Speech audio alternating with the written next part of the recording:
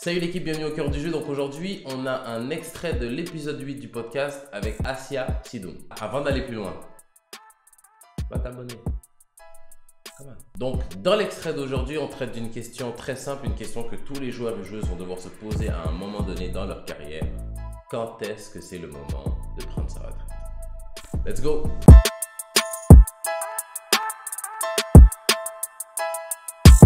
Moi, une adolescence, j'en ai pas eu. Tu comprends? Moi, il n'y avait pas de on sort le vendredi, on va faire la fête. Tu sais, j'ai pas eu ça. J'ai pas eu de on part en vacances. À ce jour, j'ai 25 ans, je peux partir en vacances cette fois. Tu sais, quand je partais quelque part, c'était pour le foot, c'était strictement du foot. J'avais toujours fait attention à ce que je mangeais. Je veux dire, Et le truc, c'est que ça, tu le portes chaque jour avec toi. C'est ça le truc. Ben, c'est ça. Tu sais, c'est exactement ça. C'est des factures que tu fais à tous les jours. Je veux dire, moi, je me faisais peser à tous les matins. Tu comprends? À un moment, c'est tout ça que tu dis, OK, mais tu sais, il y a une vie. Il y a une vie à vivre aussi en dehors de ça. Puis je pense que c'est fou parce que souvent, les gens, ils me disaient, genre, tu sais, c'est comment, tu sais, maintenant que t'as arrêté? Puis je dis, vrai, ben, j'aime ça. Je trouve que pour une fois, j'ai une vie d'une personne normale, tu comprends? J'ai le même rythme de vie que mes copines, j'ai le même rythme de vie que mon copain, j'ai un emploi, tu sais, je vais aux études. Tu sais, Ah, sans avoir on n'aurait pas dû faire cette entrevue-là aujourd'hui. Là, ce que tu me dis, là, ça me retourne le cerveau, là. Mais je sais pas, mais c'est des questionnements que tu arrives à un âge et tu te dis, bon, mais tu sais, je veux vivre ma vie aussi. Non, donc, c'est clair. C'est clair. Et comme je te dis, tu sais, les sacrifices dont tu parles, tu les portes avec toi au quotidien, même si tu les as fait avant. Et quand quotidiennement, tu es dans une situation où ça se passe pas bien, mais ça remet tout en question, en fait. Ben, tout en question, ben oui. Tu vois, c'est Tu comme... dis, j'ai vraiment sacrifié ça et ça pour ça. Tu comprends? Pour ce que je vis en ce moment. Tu commences à penser à tous les trucs que tu C'est ça. Là, tu recommences à penser à tous les trucs que tu as sacrifiés à tous les jours, puis tu te dis, merde, mais je suis fou, hein.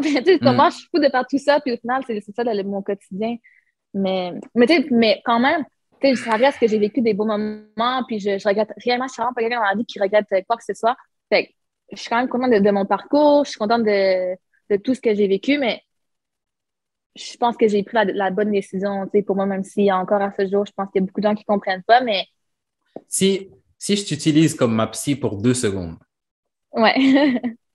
parce que je me dis que je comprends à 100% ta décision et je me dis que il y a des moments où il faut savoir se préserver. Quand tu sens que c'est trop, que ça devient contre-productif, que tu te fais du mal, il y a des moments où il faut juste se préserver. Moi, je me dis toujours, le foot, c'est un monde très ingrat et le foot te doit rien. Et quand le foot se met à te traiter comme de la merde, des fois, c'est juste bien de ne pas rester dans une relation toxique, des fois. Mais je n'arrive pas à m'empêcher de me dire, dans ma situation personnelle, toi, tu as arrêté, donc tu as ce recul-là, mais je n'arrive pas à m'empêcher de me dire, il y a tellement de gens qui vivent ces situations-là, et j'ai toujours cette petite voix dans ma tête qui me dit, OK, mais ceux qui conservent une chance de réussir, qui conservent cette possibilité-là, c'est ceux qui n'arrêtent pas. Et c'est là où j'en suis, où je me dis, comme je me suis fait opérer la cheville gauche l'année passée. C'était ma première grosse opération. Vas-y, ça m'a niqué toute mon année. J'ai pas joué de l'année. Ouais. Cette année, j'ai pris soin de moi comme j'ai jamais pris soin de moi auparavant. J'allais voir le kiné, je faisais de la route, je payais pour voir des kinés en plus. C'est pas grave, j'investissais dans mon corps, tout ça. La semaine passée, on va jouer un match de Coupe de France contre Bourg-en-Bresse qui sont premiers en national. 20 minutes, je vais tacler. Ma cheville reste bloquée. Je me fracture la malléole et le péroné. Et là, je me dis, Pourquoi? C'est même pas mon ischio lâche ou... Non, là, j'étais bien. J'ai bien dormi. J'ai tout bien fait. Et là, mon autre cheville en plus, même pas celle que je me suis pété l'année passée. Donc, je me dis... Je comprends vraiment et c'est un truc qui me tourne en tête où je me dis, comme tu as dit, tous ces sacrifices, ça fait 4 ans que je ne suis pas rentré chez moi. Mes parents me manquent. Ben, je vois pas ma petite sœur. Mon frère, il a eu un enfant. Je ne l'ai pas encore vu. Mes parents, ils ont vu mon fils. Il avait 2 semaines. Tu perds des relations et tout. Et je me dis, pour ça. Ouais. Mais Aïe, aïe, aïe. ceux qui réussissent, ceux qui finissent par avoir leur vengeance face au foot, c'est ceux qui n'arrêtent pas. Et c'est là où j'en suis, où je me dis, ah, tu fais quoi? C'est ça.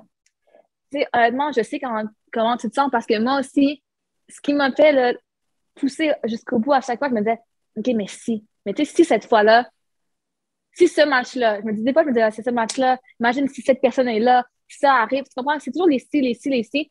Puis, Mais ça, tu n'as pas le choix en tant que sportif. On va dire, j'aime bien inventer des phrases, là, la qualité la plus importante pour le joueur de foot, c'est, et puis je change de truc à chaque fois, mais je me dis, l'optimisme, c'est un ah oui, prérequis c'est pour ça. être, t'as pas le choix d'être optimiste, de te dire, hey, peut-être qu'en ce moment, ça se Mm. passe pas bien, mais la roue, elle va tourner, ma chance va arriver. Et Ben, c'est ça. Ouais. Ouais. Mais continue ce Mais que tu vois, tu mais moi, disais. je pense qu'au final, je pense vraiment qu'au final, quand tu vas être prêt à tirer le trait, tu vas le savoir. Tu comprends? Je pense qu'il y a un moment, tu vas juste dire, Hmm. OK, ben, c'est bon, j'ai tout donné. J'ai tout donné. Puis, tu parles de revanche. Puis, honnêtement, moi, je trouve que la paix d'esprit que j'ai en ce moment, c'est ma revanche à moi. Tu comprends? J'ai tout donné, je me suis donné corps Hmm. et âme.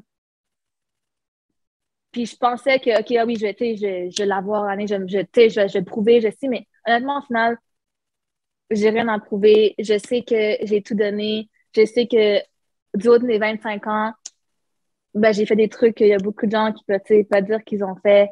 Puis là, maintenant, j'ai une vie professionnelle, j'ai une vie familiale, tu sais, je sais pas. Ça dépend. Moi, c'est vraiment la paix d'esprit que j'ai en ce moment. Ben, je trouve que ça n'a pas de prix. Quand tu me dis que quand tu vas être prêt pour arrêter, tu vas le savoir.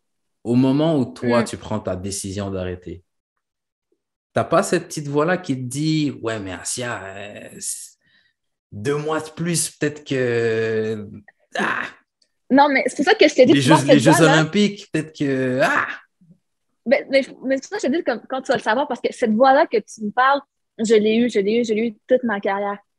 Mais au moment que j'ai dit j'arrête, je savais que c'était terminé. J'ai dit j'arrête, Hmm. j'avais plus de voix, j'avais plus de pression.